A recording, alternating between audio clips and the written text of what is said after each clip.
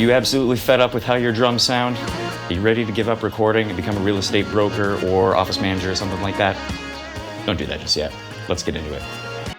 So this is a session that we were working on earlier in the previous episode. We have the drums basically all laid out, ready to go. So let's listen to them and see what we're gonna need to do. Let's get this bass out of here.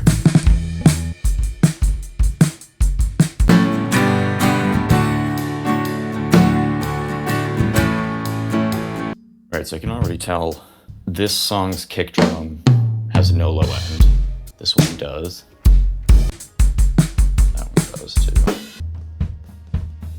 So it sounds like it was recorded at 2 separate times. That's not the biggest deal, but we need to even the playing field and get this consistent. So let's start here. Oh man, is that even a kick drum? Yep, it is. Oh, that one sounds so good too. That one sounds bad. This one sounds bad.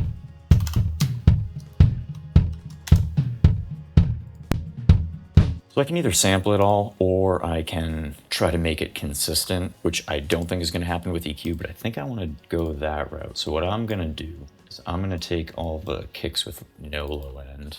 We're going to try to make them sound like the other kicks. And ooh, what do we have here? So it looks like this is actually a prime spot to grab a sample of the kick. I'm just going to zoom in. This is amazing.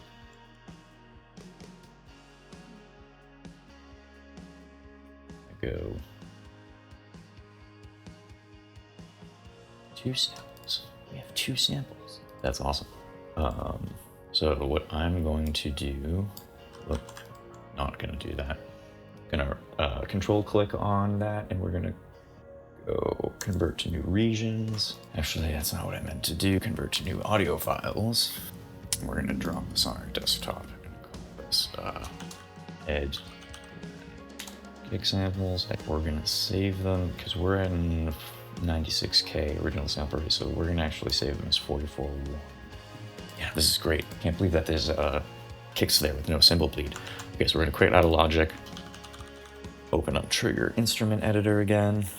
We want 1 velocity layer, 2 round robins. Awesome. Save TCI, Glen kick, overwrite. Cool. We can close that. Close that. Back into Logic. Okay, so now that we have all of our bad kick sounds on the another track, let's open up Trigger, mono track. That's all we need. We go to Browser, Glen kick, drop it in. Drop down my detail so it picks up more kicks. Yay, it works. It works. So turn up the retrigger. Makes it so it doesn't double trigger. And then I'm gonna go find my lightest hits and basically set my threshold to that. Add a little bit of low cut and high cut. So that one was pretty low.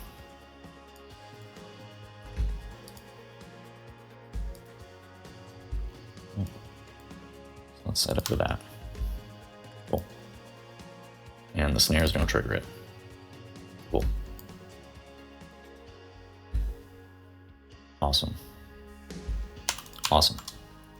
Okay, so now we have a good starting point for our kicks. At least we won't be handicapped with half the album sounding weird. So we don't want it to sound weird. I want it to sound natural and earthy, but I do not want people to go, ugh. Songs 1 and 3 sound amazing, but tracks 2, 5, 6, 7 are awful. So let's see what we got.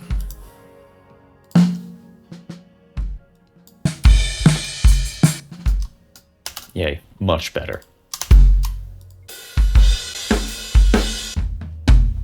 Much better. Okay, next thing, snare. Let's see where we're at with that. Sounds good. Sounds okay, but very distant again. Sounds good, but a little distant. Sounds awful. Those sound bad. Okay, so same thing with the snare. We have to make make it a little more consistent to work with it. I don't want to just sample everything. So I think what we're gonna do is this, unfortunate because they're all just so different sounding. So I think what I'm gonna do is we will just, there's two things we can do. We can either we can use Trigger to go audio to MIDI, or we can try Logic's built-in audio to MIDI, which I think I'm gonna try first. So on my computer, it is Control-D, analyzing transients. Okay, so I'm going to that.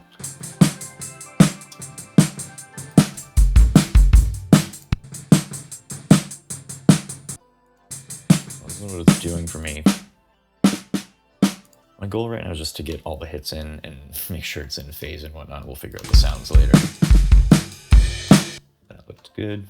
This all looks good. Cool, we're good. So that actually just worked. Hit OK. Let's go to our sampler, and we're just going to replace this with something cool. Let's try Superior Drummer. Nope. Nope. Nope. Definitely not. I'm not going to try that. Almost. Almost. Almost. No, I feel like I've heard this before. What I want. Indie Dry. It might be this one. That sounds just like psh. That's nice. That might work. Let's see how this goes.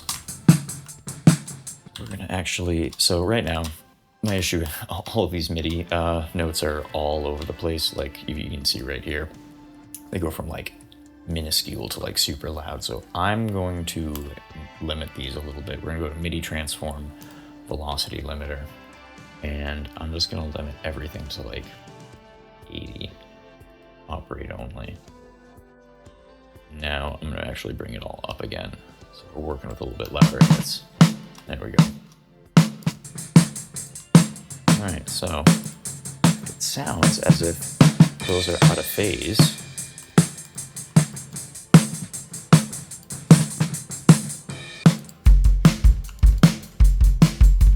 All right, so let's check song 2 now. All right, so we're not gonna be using the snare, we know that, at least most of it. So let's make this song just a little bit louder in the snare department. Better. So that's already so much better.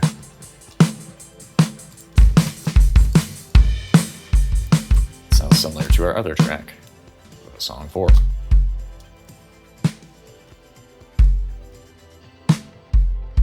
Yeah, I'm all happy with that. This one sounds a little different. Okay, so this one, it looks like it just sounds mainly different because the phase is flipped. So I have that gain plugin on the Superior Drummer track. We're just gonna hit A, open up our automation, go to gain, phase left, hit P, not invert, go back to gain, phase right, hit P. P sets automation points on the in and out of a region, by the way. So there we have snare in phase. This one phase here, yep. Let's see if it's better. Yep, so this one is also better with the phase not inverted. Still good. Still good. Cool. Okay, so it looks like we have kick and snare worked out. So this is an example of where I'm going to actually put the snare on a bus together. I wasn't actually planning on this, but we have the fake snare, which there might end up being more of those.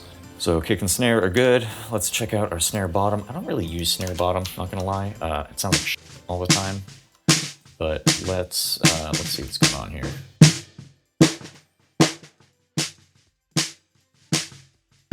It didn't sound too bad when I had this boosted. I'm just using Trigger for its gate here, so we're gonna open it up and turn the mix all the way down.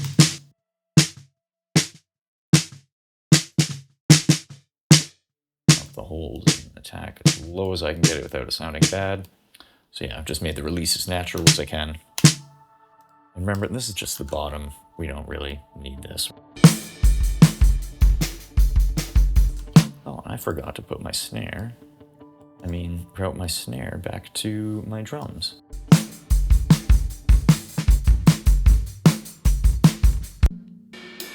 So it's somewhere. It didn't say it sounded good yet, but as far as kick and snare go, kick and snare good. All right, so let's go through the toms real quick. Is there any tom in here? That looks like tom 2. Yep, which it is. It's funny, half the time I'll record people and realize they won't hit a certain tom on their kit for the entire record. So, this is one of those things that just sucks about mixing. We don't use gates on toms. They sound bad, so we cut everything by hand. So I'm just, I'm holding Alt or Command if you're on a Mac, which I am on a Mac, but I have a PC keyboard. And then X is, it's gonna I have it set to bring up my marquee tool. You can do it right click or whatever, but basically you're gonna do marquee, the next hit. While you're holding marquee, hit X and it goes away. And we're gonna do this for the whole song, for the whole record, every part. Always second guess yourself, always. I'll probably fast forward the video and come back when this is all done. So what we're gonna do for here is see this one hit. So he goes snare, what is that? Looks like snare, floor tom, high tom and floor tom, blum, blum. So what we're gonna do is we're gonna cut this tom out all the way until here. This tom is gonna get cut just for that. This is going to get cut. Snare, same there. Same with all of this. And that. Just going to make sure I didn't miss anything.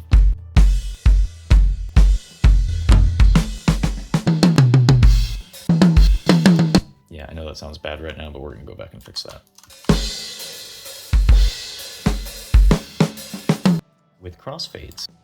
What's really good about doing it this way too is now later down the road, if we want to audio to MIDI the toms, or if we want to just straight up sound replace old school style, we have pre-gated drums that we don't have to mess with. We could just audio to MIDI and just set it and forget it, or we could put trigger on or sound replacer, whatever you fancy.